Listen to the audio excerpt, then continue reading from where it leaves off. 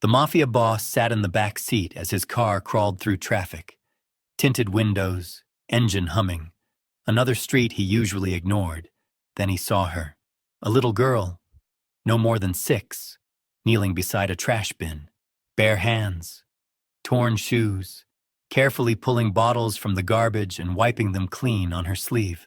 "Slow down," he said quietly. Across the sidewalk, a woman waited. Thin, exhausted, holding a sack already half full. The girl ran back to her, smiling like she'd found treasure. "Good job, baby," the woman whispered, kissing her forehead. Something tightened in the boss's chest. An irritation. A memory he didn't want. Then the girl laughed. The sound cut through him. That laugh. He'd heard it before, years ago. In a hospital room he was never supposed to leave. The girl suddenly looked up, straight at the black car. For a heartbeat, the city disappeared. Same eyes, same dimple on the left cheek, same way she tilted her head when she was curious. The boss's hand froze on the door handle, because the last time he'd seen a child with that face, a doctor had told him she didn't survive. And yet here she was, digging through trash, smiling at her mother, alive. Stay with me until the end, because the truth about that little girl will tear open a past the Mafia boss believed was buried forever. Before we begin, don't forget to like this video, hit subscribe, and comment where you're watching from. Now let's get started. Marco Santangelo controlled half the city from the shadows. At 52, he had built an empire that stretched across 3 states. Money flowed through his hands like water. Politicians answered his calls.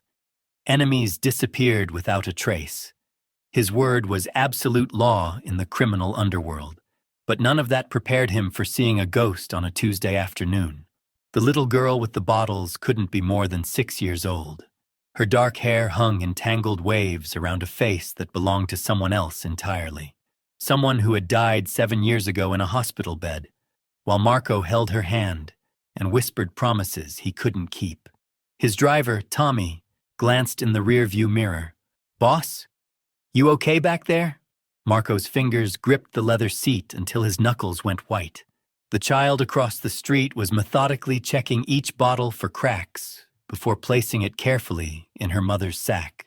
Her movements were precise, deliberate, just like Isabella used to arrange her toys in perfect little rows. Isabella, his daughter, the only person who had ever made Marco Santangelo believe in something beyond power and fear. 7 years had passed since the cancer took her. 7 years since he'd buried a tiny casket and sworn never to feel that kind of pain again. The doctors had been certain, terminal, no hope. He'd watched his little girl fade away despite every specialist money could buy, every experimental treatment, every desperate prayer to a God he'd stopped believing in decades earlier. Yet here was this child, moving exactly like Isabella, laughing exactly like Isabella, looking exactly like the daughter he'd lost. Marco's phone buzzed. Business never stopped, even when the world tilted sideways. "Yeah, boss, we got that meeting with the Colombians in 20 minutes. His Lieutenant Carlo's voice crackled through the speaker. "You want us to cancel it?" "Cancel it? Boss, this deal's been months in the making. They flew in from Miami just for—" "I said cancel it." Marco's voice carried the kind of steel that ended conversations. "Tell them something came up." He ended the call and leaned forward. "Tommy, park the car. Here? Now." The black sedan pulled to the curb 50 feet from where the woman and child continued their work. Marco studied them through the tinted glass. The woman looked to be in her early 30s, with the kind of weariness that came from too many sleepless nights and not enough meals. Her clothes were clean but worn thin from washing. She moved like someone accustomed to being invisible, to avoiding attention. But it was the child who held Marco's focus. Every gesture sparked a memory he'd tried to bury. The way she tucked her hair behind her ear when concentrating. How she bit her lower lip when examining something closely. The careful way she handed each bottle to her mother, as if presenting a precious gift. Isabella used to do the same thing with the flowers she'd pick from the hospital garden during her treatments. Each dandelion or half-wilted rose was offered with such ceremony, such pride in her small contribution. Marco's chest tightened. He'd trained himself not to think about those moments. They belonged to a different man, a softer version of himself that had died alongside his daughter. The Marco Santangelo who existed now had no room for sentiment, no tolerance for weakness. But this child was making him remember everything. The woman said something to the girl, who nodded and scampered toward another trash bin further down the street. Her little legs carried her with determined purpose, and Marco found himself holding his breath as she navigated around a broken piece of sidewalk that could have tripped her. Just like Isabella used to do when she'd insist on walking to the hospital cafeteria by herself, despite the IV pole she had to drag along. "Boss," Tommy's voice was uncertain. "You want me to run the plates on anyone? Check if these people are connected to something?" Marco almost laughed. Connected to something. If only Tommy knew how right he was, though not in any way that made sense in their world of territories and vendettas. "No," Marco said quietly. "Just watch." The girl had found something interesting in the second trash bin. She held up what looked like a small toy car, missing one wheel but otherwise intact. Her face lit up with the kind of joy most adults had forgotten how to feel. She examined the car from every angle, then carefully cleaned it with the edge of her shirt before tucking it into her pocket. Isabella had done the same thing with a broken music box another patient had thrown away. She'd spent hours trying to fix the tiny ballerina inside, convinced she could make it dance again if she just found the right way to wind the spring. The memory hit Marco like a physical blow. Isabella sitting cross-legged on her hospital bed, tongue poking out in concentration as she worked on that music box. She'd never gotten it to work properly, but she'd treasured it anyway, keeping it on her nightstand until the very end. Marco's phone rang again. This time it was his wife, Elena. He almost didn't answer. "Marco? Carlo said you canceled the Colombian meeting. Is everything all right?" Elena. Beautiful, cold Elena, who had married him for his money and stayed for his protection. She'd been appropriately sad when Isabella died, had played the grieving stepmother with perfect precision at the funeral, but she'd also been quietly relieved when the reminders of Marco's previous life disappeared from their house. "I'm fine," Marco said, not taking his eyes off the child. Something came up.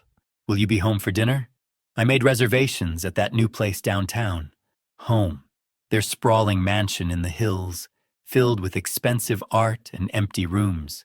A house that had never heard a child's laughter echo through its halls since Isabella died. "I don't know." Elena's sigh was audible through the phone. "Marco, you've been different lately. Distant. If something's bothering you..." I said I'm fine. His tone ended the conversation. Elena hung up without another word. The girl was walking back toward her mother now, the toy car visible in her small hand. As she approached, she suddenly stumbled on an uneven piece of pavement. Marco's heart lurched as she went down hard on her knees, the toy car skittering across the sidewalk.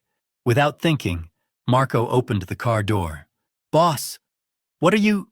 But Marco was already out, his expensive shoes hitting the cracked sidewalk as he moved toward the fallen child. She was sitting up, examining a scraped knee that was starting to bleed. Tears threatened at the corners of her eyes, but she was fighting them back with the kind of stubborn courage that made Marco's throat close up. Isabella had been the same way, never wanting to cry in front of the doctors, always trying to be brave for everyone else. Marco knelt down beside the girl, his shadow falling across her small form. This close, the resemblance was even more striking.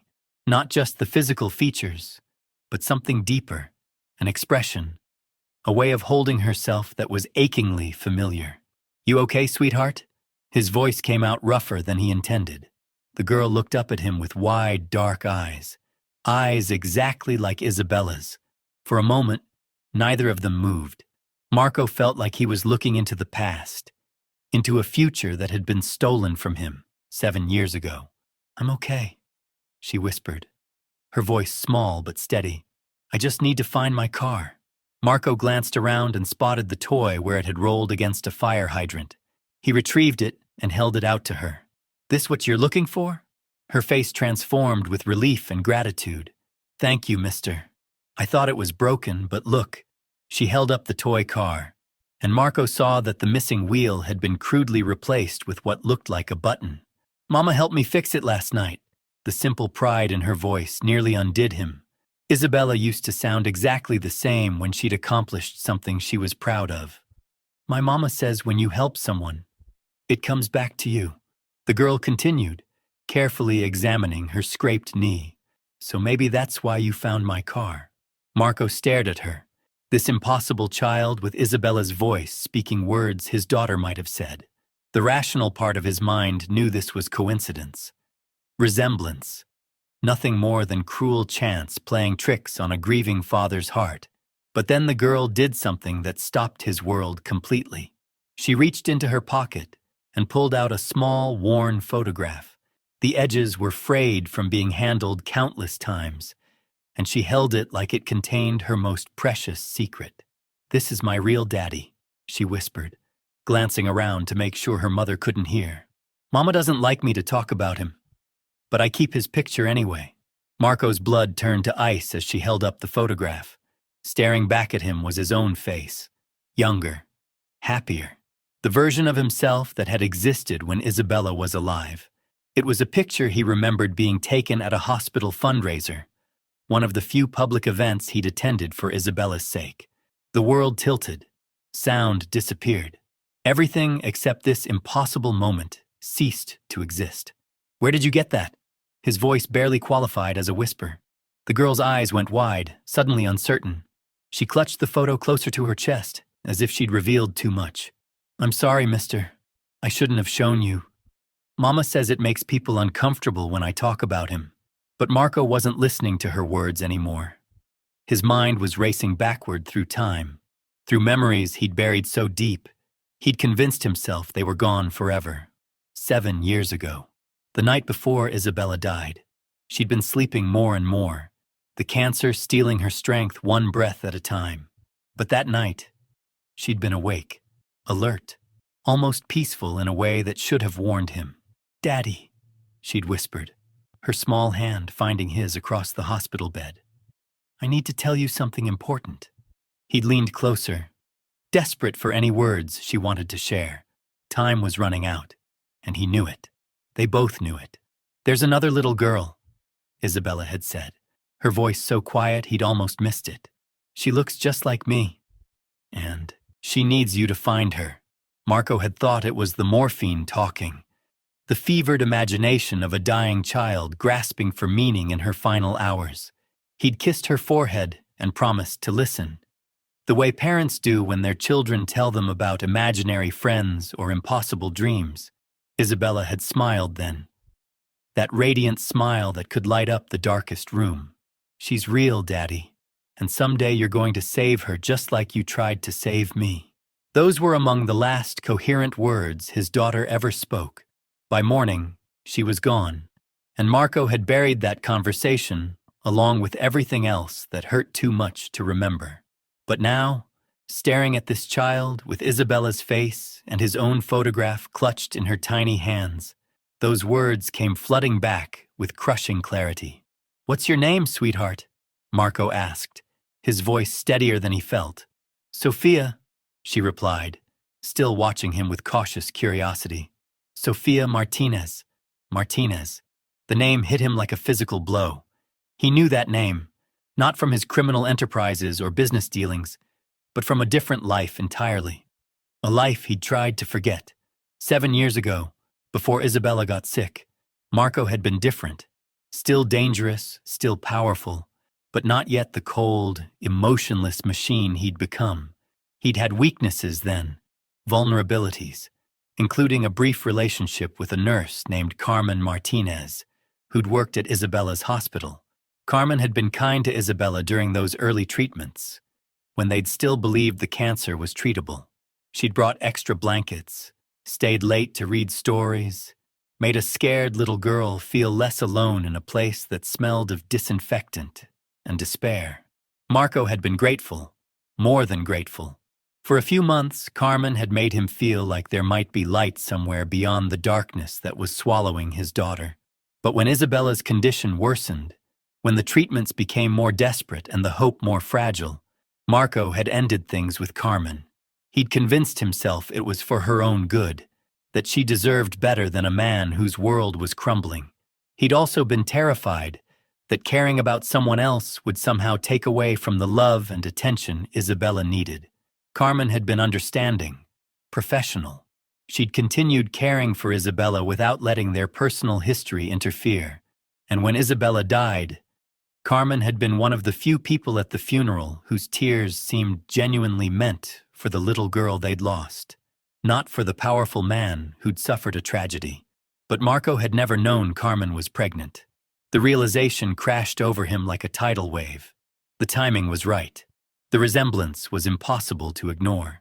And this child, this little girl picking bottles from trash bins to help her struggling mother, was carrying his photograph like a talisman. "Sophia," he said carefully, testing the name on his tongue. "Do you know why your mama has that picture?" Sophia glanced toward where her mother was still working, making sure they had privacy for this conversation. "She told me my daddy was a very important man who had to go away before I was born. She said he didn't know about me, but that maybe someday we'd find each other." Marco's chest tightened until he could barely breathe.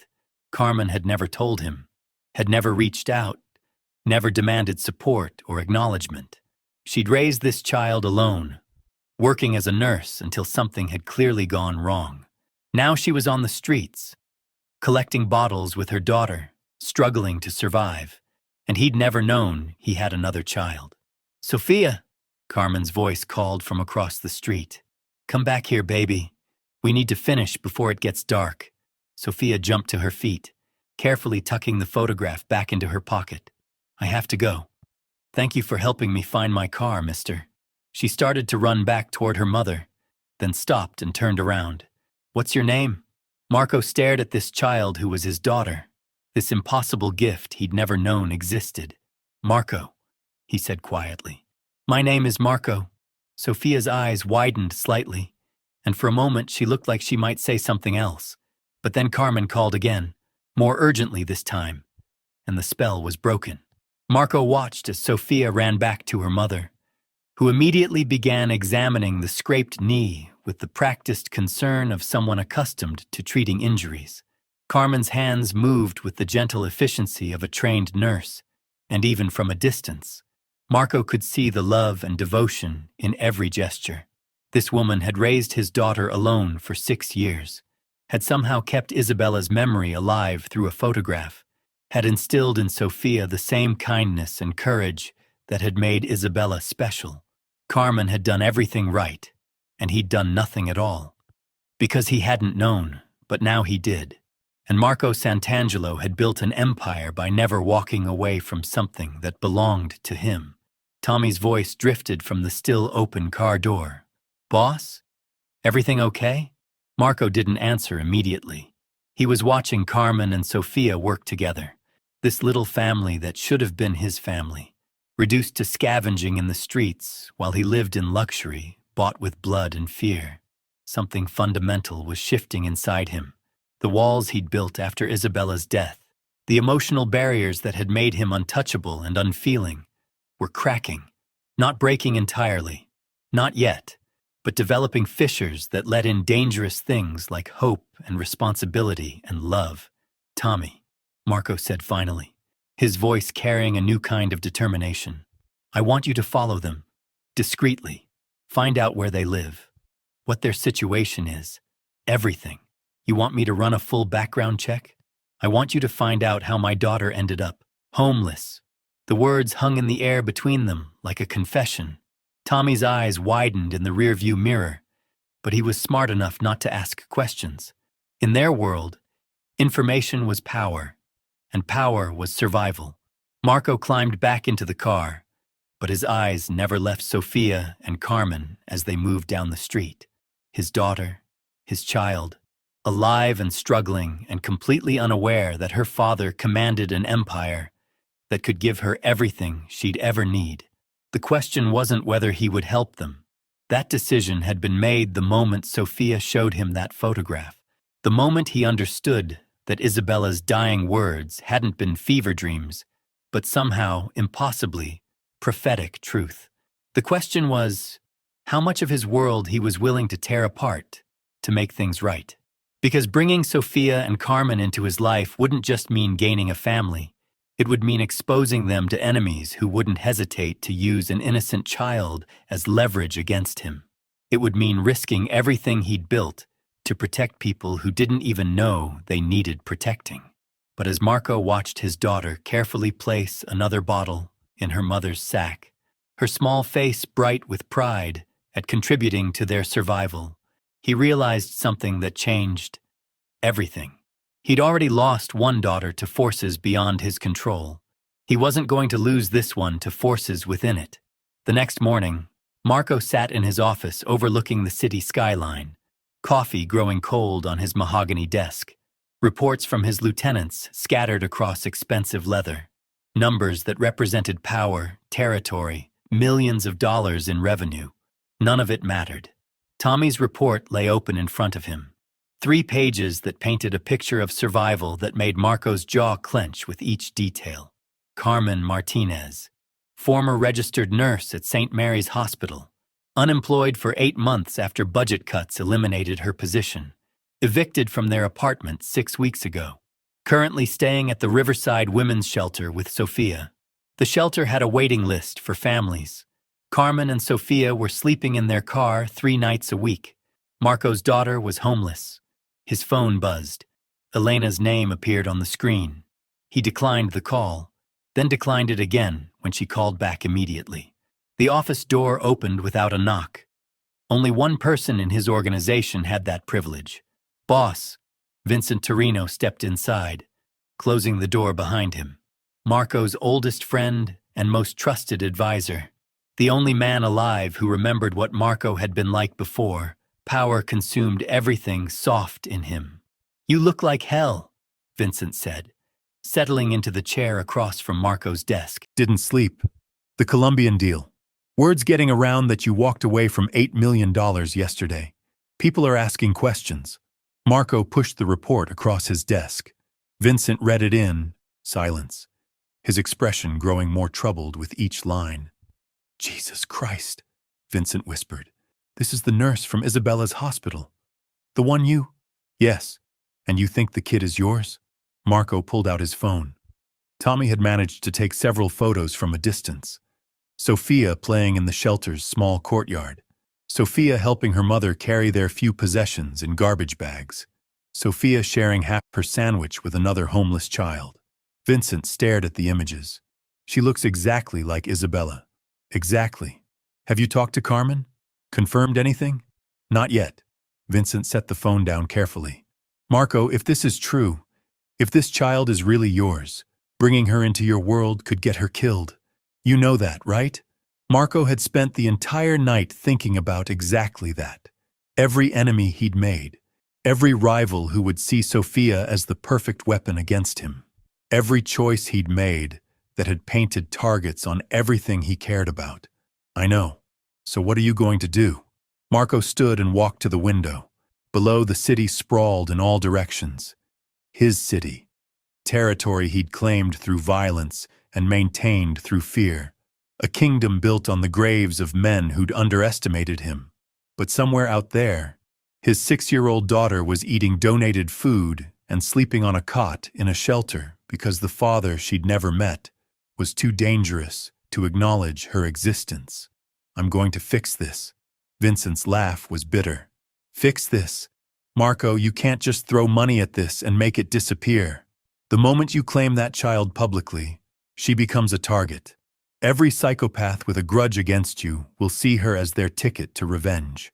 Then I'll eliminate every psychopath with a grudge. There are hundreds of them. Thousands. You'd have to go to war with half the families on the East Coast." Marco turned from the window. "Then that's what I'll do." Vincent studied his oldest friend's face.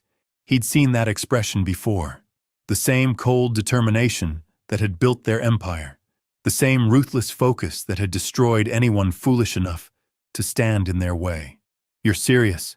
Dead serious?" This will change everything.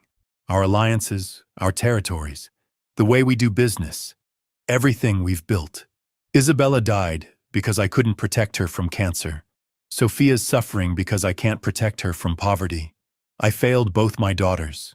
But Sophia's still alive, which means I still have a chance to get this right. Vincent was quiet for a long moment. What do you need from me? Start with the Morettis. They've been pushing into our territory for months. Make an example. Send a message that anyone who thinks Marco Santangelo is getting soft will learn otherwise. And Carmen? The mother? Marco returned to his desk. I'm going to see her today. Alone. That's not smart. Meeting without backup, without… Vincent.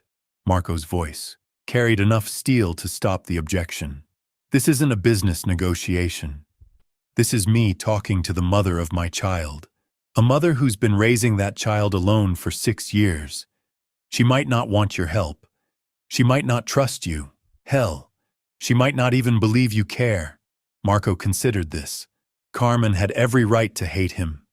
He'd walked away from their relationship when she'd needed him most, had left her to face pregnancy and motherhood alone while he'd grieved his dying daughter. She could have reached out, could have told him about Sophia, but she'd chosen to handle everything herself. Pride, independence, the same qualities that had drawn him to her in the first place. Then I'll convince her. Vincent shook his head. And if she says no? If she tells you to stay away from both of them? She won't. How can you be so sure? Marco picked up one of Tommy's photographs. Sophia sitting on the shelter steps, carefully mending a tear in her only stuffed animal with thread she'd found somewhere. Her face was serious, concentrated, determined to fix what was broken despite having so little to work with. Because she's raising my daughter in a homeless shelter, and I'm offering her a palace. She's not stupid. She's also not greedy. If she were, she would have contacted you years ago. Money might not be enough. Marco set the photo down. Then I'll offer her something else. What? The truth. The Riverside Women's Shelter sat in a part of town Marco rarely visited. Not because it was dangerous. He owned most of the crime in this neighborhood, but because poverty made him uncomfortable in ways that violence never did. Violence was clean, predictable. You eliminated threats and moved forward. Poverty was messier, complicated, full of innocent people suffering through no fault of their own. Marco parked his black sedan across the street and studied the building. 3 stories of weathered brick and broken dreams. A line of women and children waited outside for the dinner service. Some clutched garbage bags containing their entire lives. Others held small children who didn't understand why they couldn't go home. He spotted Carmen immediately. Still beautiful despite the exhaustion etched around her eyes. Her dark hair was pulled back in a practical ponytail, and she wore scrubs that had seen better days. She was helping an elderly woman navigate the shelter's front steps, her movements gentle and patient. Still a nurse. Still taking care of people even when she had nothing left to give. Sophia appeared at Carmen's side, tugging on her mother's sleeve. Even from a distance, Marco could see the animated way his daughter was talking, her small hands gesturing as she told some story that made Carmen smile. That smile. Marco remembered that smile, the way it had brightened those terrible hospital corridors during Isabella's treatments, the way it had made him believe, for a brief moment, that good things could still happen to people like him. Marco crossed the street. Each step felt like walking toward a cliff edge. Once he spoke to Carmen, once he acknowledged what he suspected, there would be no going back. Sophia would become real in a way that changed everything. Carmen. She turned at the sound of his voice. Recognition flickered across her features, followed immediately by something that might have been fear. Her hand found Sophia's shoulder, pulling the child closer. Marco. Her voice was steady, but he could see the tension in her posture. What are you doing here? Sophia looked up at him with bright curiosity. Mama, this is the man who helped me yesterday. The one who found my toy car. Carmen's eyes widened slightly. You met? We need to talk. Marco's voice was quiet, but it carried across the space between them like a physical presence. Alone. Carmen glanced around at the other shelter residents, clearly aware that their conversation was drawing attention. Sophia, go inside and find Mrs. Rodriguez. Tell her I'll be there in a few minutes. But Mama, go. Sophia looked between her mother and Marco with the sharp intuition children possessed. Something important was happening. Something that involved her in ways she didn't understand. But she obeyed, disappearing through the shelter's front door after one last curious glance. Carmen waited until they were alone before speaking. How did you find us? Does it matter? It matters to me. We've been careful. We don't cause trouble. We keep to ourselves. Marco studied her face. The same Carmen, but harder now. Shaped by years of struggle he should have helped her avoid. Why didn't you tell me? Tell you what? About Sophia. Carmen's composure cracked slightly. I don't know you. She has my photograph, Carmen. She calls me her daddy. She looks exactly like Isabella. Marco stepped closer, lowering his voice. Why didn't you tell me I had another daughter? Carmen was quiet for so long Marco wondered if she would answer at all. When she finally spoke, her voice was barely a whisper. Because I was terrified you'd take her away from me. The admission hung between them like a confession. Marco understood then why Carmen had raised Sophia alone. Why she'd chosen poverty over reaching out to a man who commanded armies and controlled territories. I would never, wouldn't you? Carmen's eyes flashed with old pain. You're Marco Santangelo. You take what you want. You eliminate what threatens you. What was I supposed to think? That you'd be content with visitation rights and birthday cards. Marco had no answer for that, because she was right. The man he'd become after Isabella's death might have done exactly what Carmen feared. Might have decided that a nurse with no money and no connections wasn't fit to raise the daughter of someone like him. Things are different now, are they? You still have the same enemies, the same dangerous life, the same world that destroys everything innocent that touches it. Marco looked at Carmen, this woman who had sacrificed everything to protect the daughter he never knew existed. The same woman who had shown kindness to Isabella in her final days, who had raised Sophia with the same gentle strength that made both his daughters extraordinary. You're right, he said quietly. My world destroys innocent things. But Sophia isn't just innocent. She's mine, and I protect what's mine. Carmen's eyes filled with tears she'd been holding back for 6 years. She asks about you every night, wonders if you'll ever come find her. Marco reached into his jacket and pulled out a business card, not the usual kind with threats or demands, just an address. Tomorrow morning, bring Sophia. There's someone I want you both to meet. Who? The family that's going to make sure neither of you ever sleep in a shelter again. As Marco walked back to his car, he heard Sophia's laugh echoing from inside the shelter. The same laugh that had haunted him for 7 years. But this time, it wasn't a ghost from the past. It was a promise for the future. Sometimes the most powerful men in the world are brought to their knees by the smallest hands reaching out for help. And sometimes, just sometimes, those hands belong to the family they never knew they were searching for.